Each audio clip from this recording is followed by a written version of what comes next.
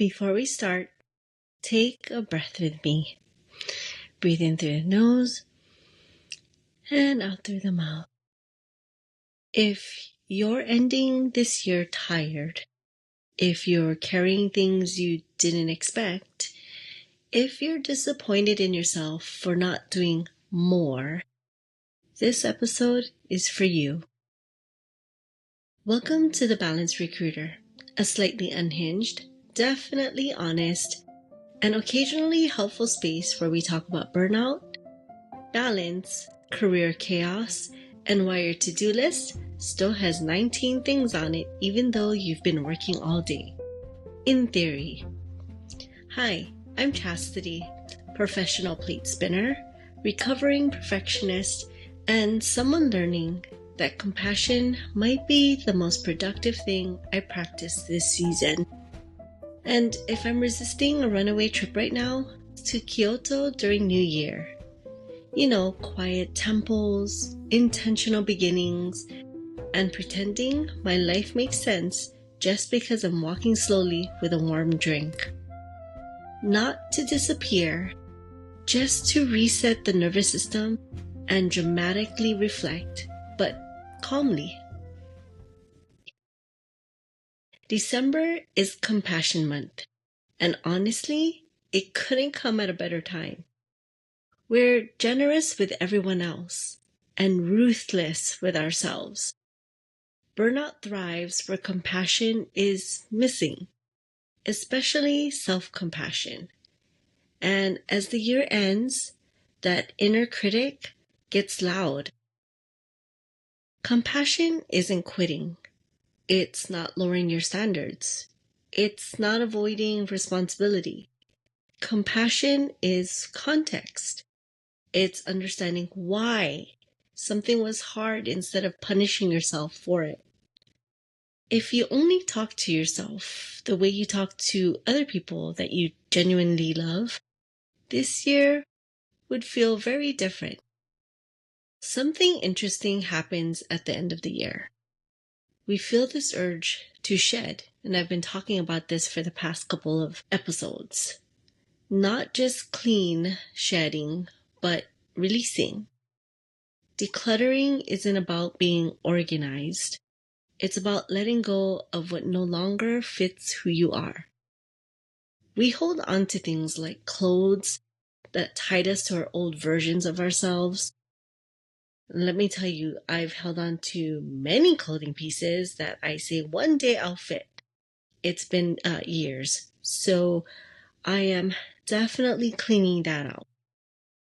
We also hold on to items connected to roles we've outgrown, objects we keep for the just-in-case moments, and reminders of expectations that no longer apply.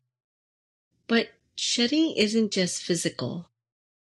We also need to release. We need to release the guilt we carried all year, the conversations that never happened, the resentments we've been gripping, expectations that were never ours, and identities that quietly stopped serving us. Holding on takes a lot of energy. Letting go creates space. Sometimes the clutter isn't in your closet. It's in our nervous system. Here's a small ritual that you can try. No overhauls required. Let's choose one thing to release. An object, a thought, or a feeling. Something you've probably held on to for a while. Now hold on to that and say this quietly. This served me once, and it doesn't need to come with me as we enter 2026. Then let it go. Donate it, toss it, or simply name it and release it mentally. That's it. No transformation montage, just space. I share this with you because someone who is so amazing to me, she's actually my esthetician. When you go through self-care, it's like your hair done, you'll find that these people become almost like free therapy. you tell them a lot of different things and you openly share, or I know I do, and I'm sure I'm not the only one. Well, this esthetician that I shared that I was decluttering, changing a few things, I just had this urge to just purge. And she said, we're not chasing. This year, we're going to attract and we are going to welcome the things that basically are meant for us this year. And it's okay to say thank you very much and just let go of the things that don't serve us anymore. And I love that. I love these conversations that I have with people who are amazing and align with how I'm feeling and what I'm thinking. And it just stuck with me, and I thought I'd share that. It's a very short shedding ritual. It's nothing too intense. So as we enter 2026, definitely do that for yourself. Some years, they don't need reflection. They need forgiveness. Forgiveness for what you didn't finish. Forgiveness of how tired you became. Forgiveness for the version of you that was just trying to survive. You don't owe this year a summary. You owe yourself softness. Let's be real. Raise your hand if 2025 flew by the blink of an eye. Like, really. I looked around and said, oh my gosh, it doesn't feel like Christmas because it happened so fast. There were so many things that came in and out of my life this year. And it really took a lot of energy from me. And I'm sure there are a lot of you out there who thought the same and felt tired. So it's okay to accept and forgive. And let's let it go and move forward.